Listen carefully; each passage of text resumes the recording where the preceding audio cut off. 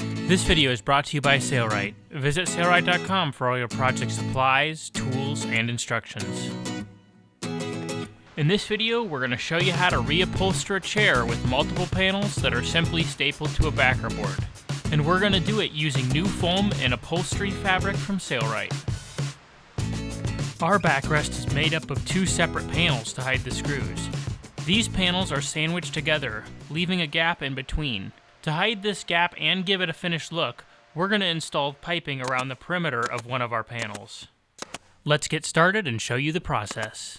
To get started, we're going to measure the backrest to determine how much piping we'll need. We'll start in the center at the top and measure around the perimeter to the bottom. We measured halfway and we'll multiply that by 2, and you need to give yourself a little bit of extra. To make our piping, we're going to need to cut out 2 strips of fabric that are 1 3/4 inch in width. Next, take both of the strips of fabric and lay one on top of the other with both outside surfaces face up. Using the 45-degree angle that's marked on our clear acrylic ruler, we will cut the ends of our strips off. Then we'll flip over our top strip and match up the 45-degree ends, making sure that our outside surfaces are facing one another. We're going to put 2 pins in to hold it in place. Then we'll take it over to the sewing machine and sew from one corner to the other corner. We'll sew across that edge, being sure to reverse at the beginning and at the end.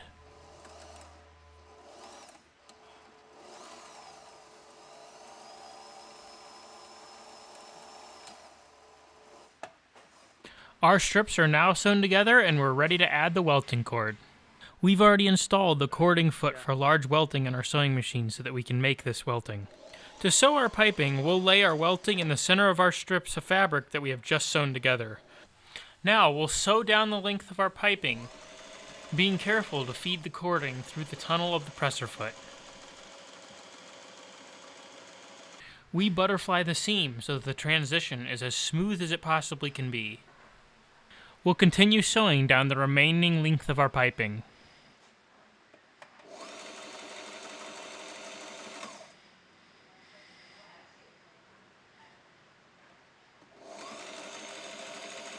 Here's a look at our transition after it's finished. Now that we've made our piping, we're ready to take apart our chair. The back of our chair is made up of 2 panels held together with plastic retainer clips.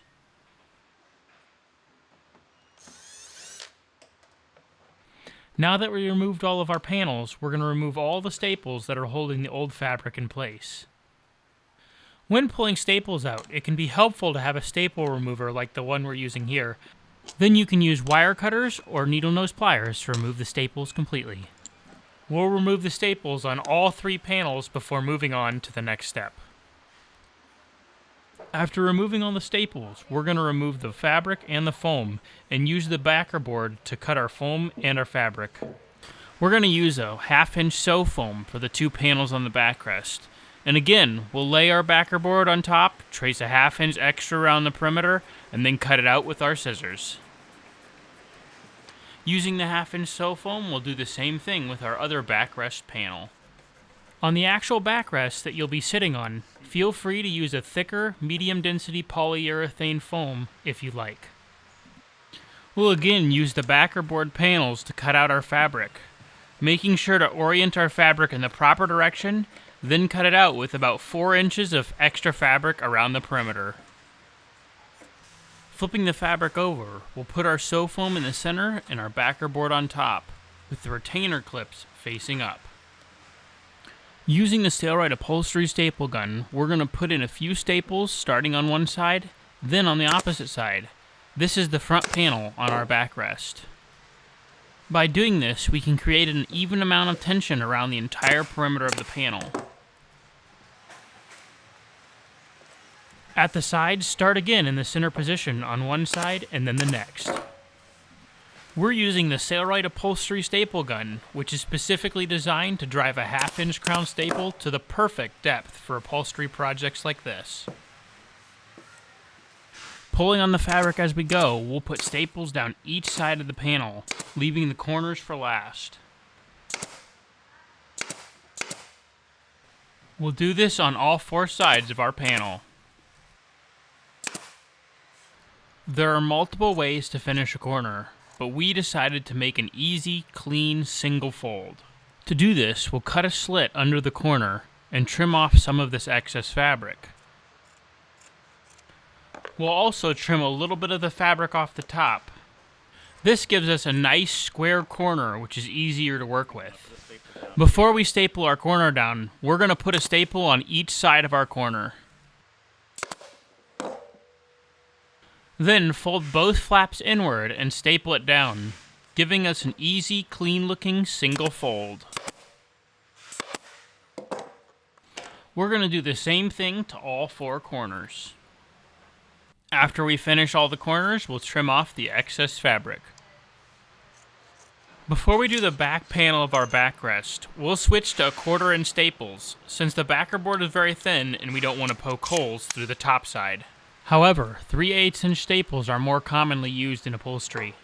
And we'll do the same thing with our next panel, checking to make sure we have the correct orientation, then cutting out the fabric with about 4 inches of excess.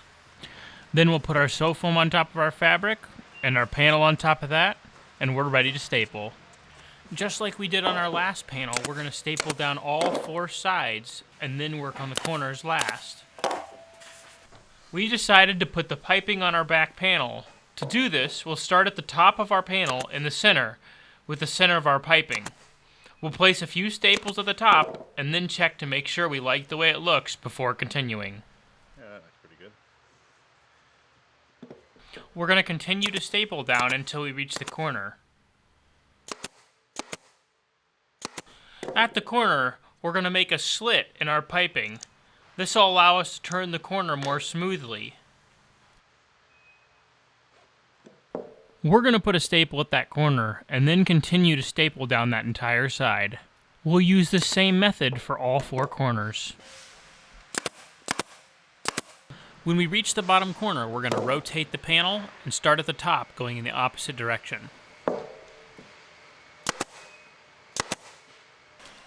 After going all the way around, we want our piping to meet near the middle on the bottom of our backrest. We'll cut the piping here, and then we'll trim it to make it so the ends butt up evenly. Cut a little bit more off of this.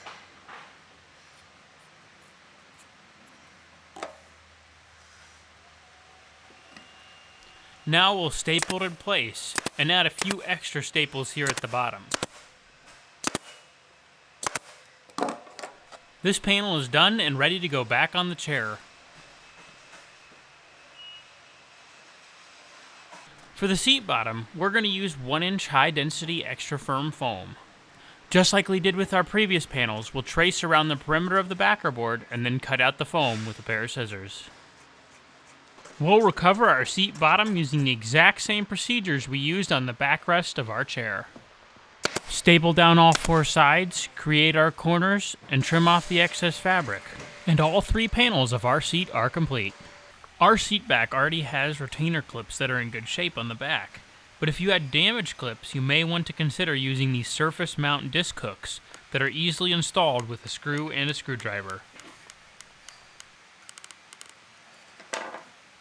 We recommend measuring to make sure your surface mount discs match up on both your back and front panel.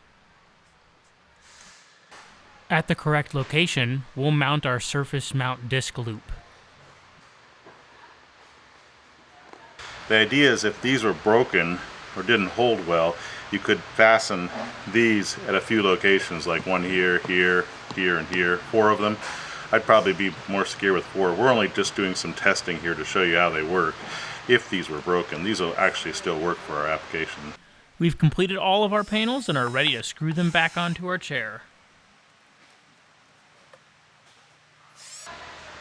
So there's our hook and Velcro piece, and there are the 2 tabs. Next, we'll attach the back panel, completing our backrest.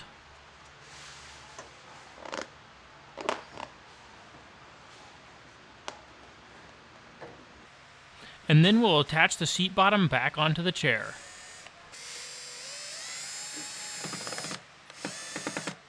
Our chair is now complete and ready for use. Coming up next is a list of the materials and tools we used to complete this project. If you have questions, just give us a call or email. We're glad to help. Here is a closer look at our finished chair. It's your loyal patronage to Sailrite that makes these free videos possible. Thanks for your loyalty.